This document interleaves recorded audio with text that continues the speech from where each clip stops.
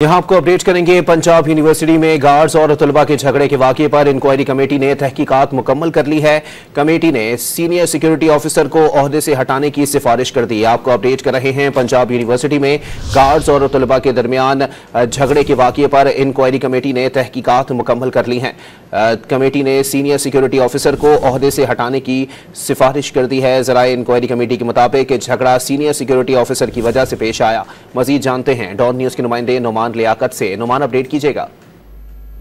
देखिए जी, ये कुछ रोज कबल पंजाब यूनिवर्सिटी के अंदर तलबा और जो सिक्योरिटी गार्ड्स हैं इनके माबैन झगड़ा हुआ था और झगड़े में मुतअद्दिद गार्ड्स और तलबा जख्मी हुए थे, जिसके बाद वाइस चांसलर की जानिब से एक इंक्वायरी कमेटी बनाई गई थी और 3 दिन के अंदर रिपोर्ट पेश करने की हिदायत की गई थी। ताहम जो इंक्वायरी कमेटी है इन्होंने अपनी तहकीकात मुकम्मल कर ली है और वाइस चांसलर को अरसाल कर दी है। ज़राए इंक्वायरी कमेटी ने ये बताया है कि पंजाब यूनिवर्सिटी के जो चीफ सिक्योरिटी ऑफिसर हैं इनके काम में गफलत की वजह से इनके खिलाफ कार्रवाई की हिदायत की गई है। इसके अलावा गार्ड ने तालिब इल्म से जो माइक छीना उस पर ये झगड़ा शुरू हुआ था और सीनियर सिक्योरिटी ऑफिसर ने गार्ड को तलबा के एहतजाज में मुदाखलत का हुक्म दिया था।